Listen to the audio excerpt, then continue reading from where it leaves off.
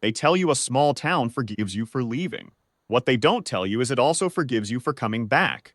Quietly, without announcement, just a man setting up a folding table in the East Meadow on a Thursday night with a thermos of coffee and an old 8-inch reflector telescope. He bought at an estate sale 12 years ago. That's what I do. Every Thursday from March through October, weather permitting, I post a handmade sign at the hardware store in the library. Stargazing night, East Meadow, 8 p.m. Free, and drive out there and set up alone and wait to see who shows up. Some weeks it's 12 people. Some weeks it's 3. Last October, it was just me and a retired postal worker named Gerald who'd never looked through a telescope in his 71 years and stood at the eyepiece for 20 minutes without speaking. A man looking at Saturn's rings for the first time deserves all the silence in the world. I teach 7th grade earth science at Millbrook Middle School. That's how the town sees me. Owen Carver, the science teacher, chalk on his hands, the one who stays after to help kids build baking soda volcanoes, and argues with the principal every spring about the science fair budget. They're not wrong. But they don't know, and I've never seen a reason to correct them, that before Millbrook there was 6 years at the Hartwell Aerospace Research Center in Maryland. Trajectory analysis, deep space mission planning, a co-authored navigation model that is, as of this spring, still guiding 2 active probes somewhere past the orbit of Jupiter. I left that world when my wife Caroline died. Lena was 3. I needed somewhere quiet enough to hear myself think, somewhere my daughter could grow up, knowing the names of the neighbors and the sound of the creek. I chose Millbrook. I've never once regretted it. Lena is 9 now. She comes with me to every stargazing night, and she has since she was old enough to stay awake past 8. She knows the constellations the way other kids know their multiplication tables. Automatic, easy, hers. She also has a habit, which I've given up trying to correct, of wandering. Not far. Just away from the folding table, out into whatever dark she finds interesting. I've learned to track her by the small white patch of her jacket, moving through the meadow grass. The Thursday I'm thinking of was the 2nd week of April. Mild night, no moon, and the sky was clean enough that I could make out the Virgo cluster with the naked eye if I knew where to look, which I do. There were 7 or 8 families scattered across the field. I was walking a father through the eyepiece, showing him the Orion Nebula, explaining what he was actually seeing, 4 stars in a nursery of gas and dust, 4,000 light-years away, when I lost track of Lena's white jacket. I wasn't worried at first, but then 2 minutes passed and I didn't see her, and I excused myself and walked out a few paces into the dark, and that's when I found her. She was standing at the far edge of the meadow where the mowed grass gives way to long, wild field grass, holding the hand of a woman I'd never seen before.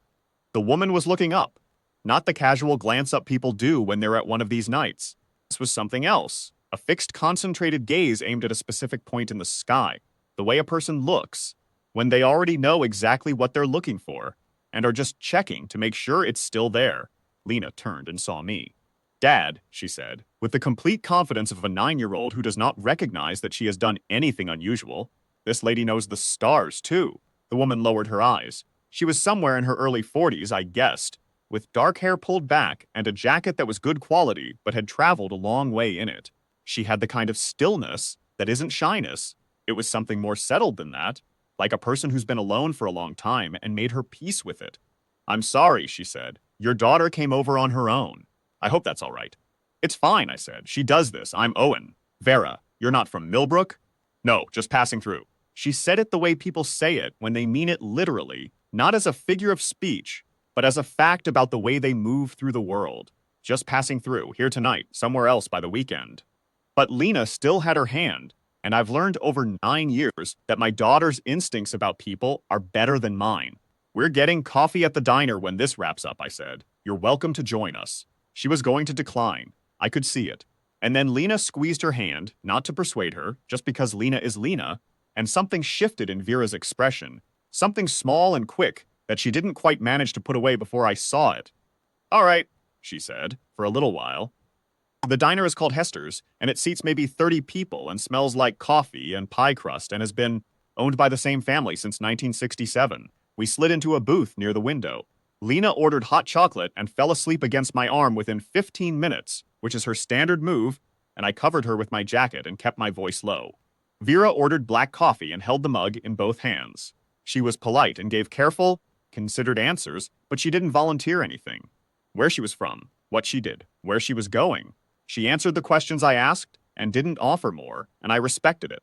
Some people carry their privacy the way you carry something fragile, carefully with both hands. There were two other people in the diner. Gerald, the retired postal worker, nursing a slice of cherry pie at the counter, and a couple at the back, the kind of quiet a small town earns after 10 o'clock. I don't know exactly when the conversation shifted. It started with Vera asking politely how long I'd been running the stargazing nights, I told her. 7 years. She asked how I'd gotten into it. I said I'd always loved it, that it was something I wanted to pass on to Lena, and that in a town without a lot to do on Thursday nights, it turned out other people wanted it too. Normal answer.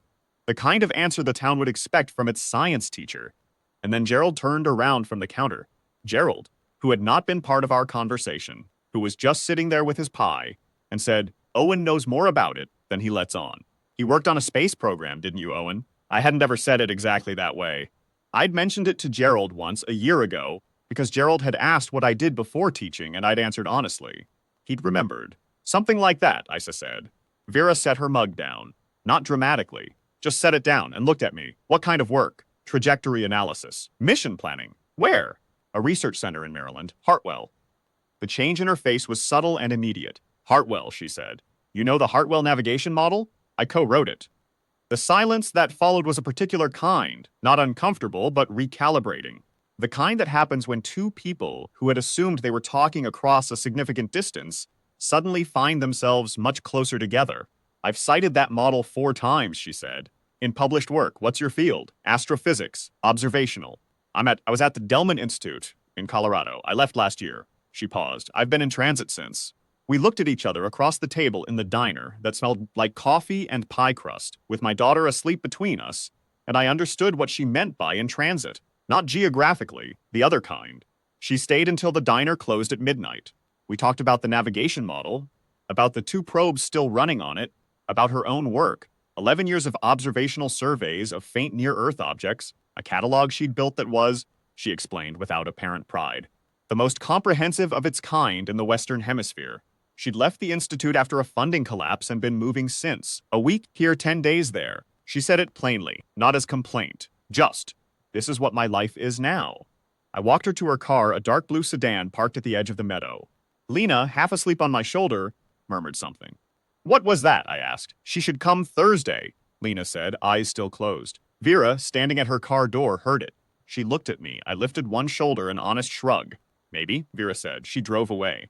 I stood in the dark with my daughter, a dead weight on my shoulder, and the stars overhead doing what they always do. Steady and indifferent and beautiful, and I thought, she won't come back. I'm not always right. The following Thursday, her car was parked at the meadow's edge when I arrived. She didn't make a thing of it. She was standing off to the side, looking up, and she nodded when I set up the table, and she helped without being asked. Steadying the tripod legs, handing me the eyepiece case, explaining the Virgo cluster to a 12-year-old boy who wanted to understand why the galaxies were clustered instead of spread evenly. She explained it simply and correctly, and the boy's face opened like a window. She came the Thursday after that, and the one after that. There were no declarations between us, no conversations where we named what was happening. What happened instead was this. The town absorbed her the way small towns absorb a new person when that person is useful and quiet and does not demand attention. Gerald knew her name within 2 weeks. The boy who'd asked about the galaxies started bringing his younger sister. A woman from the school board spent an hour asking Vera questions one Thursday and left looking like she'd been given something valuable, which she had. Lena, for her part, simply assumed the matter was settled. She and Vera had a project. They were mapping the positions of specific stars across Thursday nights, sketching them in a notebook with careful pencil lines, tracking the slow rotation of the sky through the season. Vera took it seriously, which was the right thing to do, because Lena takes everything seriously. They sat on the tailgate of my truck some nights after the crowds thinned, the notebook between them, and I poured coffee and watched them work. I don't have a word for what I felt watching them. Something between gratitude and wonder, gratitude for Lena's instinct, for whatever she saw in that dark field that made her reach for a stranger's hand. Wonder at the strangeness of the world. That a woman who had spent 11 years cataloging faint objects in the sky, quiet and solitary and brilliant, should end up at a folding table in a 2-stoplight town because a 9-year-old refused to let go. 6 weeks after that first Thursday, Millbrook Middle School held its spring science fair. Lena entered a project about parallax, measuring the distance to nearby stars using the angle shift between two observation points. She'd built a working model out of cardboard and a laser pointer and could explain it clearly to any adult who stopped at her table. I stood at the back and watched parent after parent listen to her, their faces moving from polite attention to genuine surprise, and felt the usual mixture of love and pride and the ache that comes when you wish one more person were there to see it. Vera came. She hadn't said she would. I hadn't asked her to. She walked into the gymnasium in the middle of the afternoon in her traveling jacket and stood at the back, and Lena spotted her from across the room, and her whole face changed. The controlled concentration of a child who has been presenting the same project for 3 hours gone in an instant, replaced by pure 9-year-old joy. She called out across the gymnasium, "Vera, come see the parallax!" Vera wound her way through the crowd and listened to the whole presentation with complete attention. She asked 2 questions, good ones. Lena answered them correctly and then could not stop grinning. I came over when the crowd thinned. Vera was looking at the cardboard model. She touched the edge of it, gently the way you touch something that surprised you. "She built this herself?" Vera asked. "Mostly. I helped cut the cardboard. The math is right." "I know." She was quiet for a moment. Then she said, "I've been looking at apartments in Kellerton. It's about 20 minutes from here. There's a community college that's been asking me to consult on a curriculum project." She said it toward the model, not toward me. I thought I might stay for a while. I didn't say anything right away. I knew she meant something by the way she said it. The careful evenness of it. The fact that she was looking at the cardboard and not at me. "The county library has a back room they've been trying to figure out what to do with," I said, just as carefully. "Good north-facing window. No light pollution from that side of the building. I've been thinking it would make a decent little observation room if someone with the right background wanted to set it up." She looked at me then. "Thursdays are already spoken for," Lena said, from 6 inches away, apparently not as absorbed in her project as she'd appeared, but the library could be a different night. Vera looked from Lena to me. Something in her face shifted. That same thing I'd seen in the meadow 6 weeks ago, that small movement she hadn't quite managed to put away. Only this time she didn't try. A different night would work, she said. Outside. The last of the April light was falling long and gold across the parking lot. Lena packed up her parallax model, talking about it still. The math, the angle, the stars that were close enough to measure. Vera carried the cardboard panels to my truck without being asked, and I held the door, and we stood there a moment, in the easy quiet of people who have learned the shape of each other's silences. Some things don't pass through. You just have to be patient enough to be there when they arrive.